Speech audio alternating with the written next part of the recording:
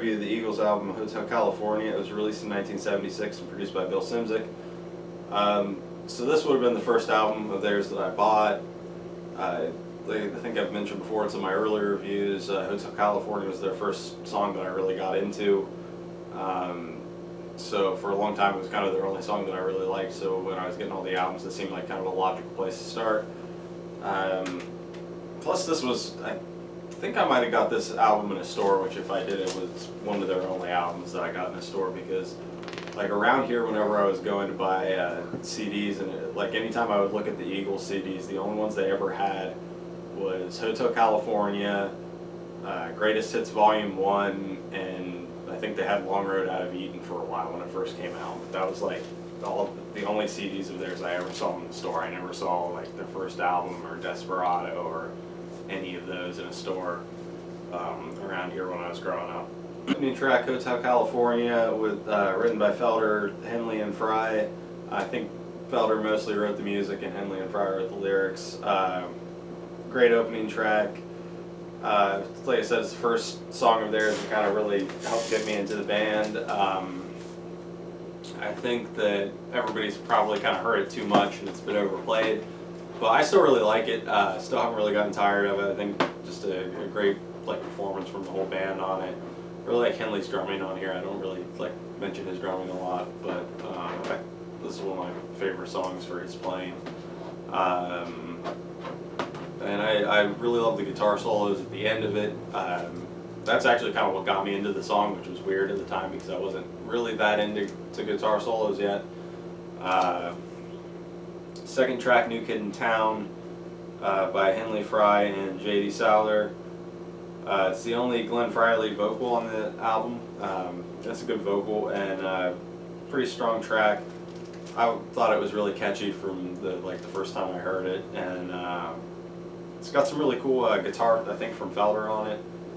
At least I've seen him play it live. I can't remember what that was from, but it was some live video I've seen of them.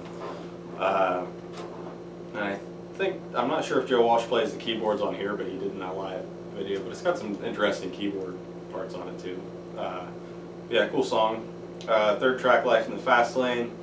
This one's by Henley, Fry, and Joe Walsh, who I forgot to mention. Actually, I should have said this at the beginning, but this is Joe Walsh's first album with the band, replacing Bernie Leadon. So here's his first songwriting credit. I think he wrote that main kind of guitar lick. And yeah, this song, another one that's probably a little bit overplayed, but I'm still not really tired of it. I really enjoy it. All just kind of the cool guitar things that are going on in it, and I think Henley gives a really strong vocal. Just really strong and really catchy track. Fourth song, Wasted Time. This one is a Henley and Fry song. It's kind of a slower song. This is one that took me a long time to get into. For a long time I just really didn't like it that much. But it's grown on me. Now I like it. I don't always listen to it because this is kind of an album for me that I take out in my car a lot, and I just listen to it while I'm driving around because I like it. And this is kind of a track that when I'm doing that, a lot of times I'll skip it just because usually my drive's not that long and I want to hear some of the other songs. But definitely not a horrible track or anything. I think it has some really good vocals from Henley on it. Just not my favorite one on the album, but it's definitely grown on me a lot. Then the fifth track is kind of just this short little wasted time reprise instrumental thing. I mean, it's not bad or anything, it's just kind of there. Sixth song, Victim of Love. This one's by Felder, Henley, Fry, and J.D. Souther. And this track's really cool. Just got a bunch of cool guitar parts on it. Really great playing from the whole band on it. Another track where I think Henley plays really well. But Henley gives a really strong lead vocal on it. Originally, I guess Felder was supposed to sing it, and then the band wasn't happy with his vocal takes, and so they had to sneak him out to lunch or something and have Henley sing it. And probably was the right decision. I mean, because Henley does sing it, do a great job singing it. So another just really strong track. The seventh song, Pre-Mades All in a Row, is the Joe Walsh song. He co-wrote it with Joe Vitale. I probably said that wrong, so sorry.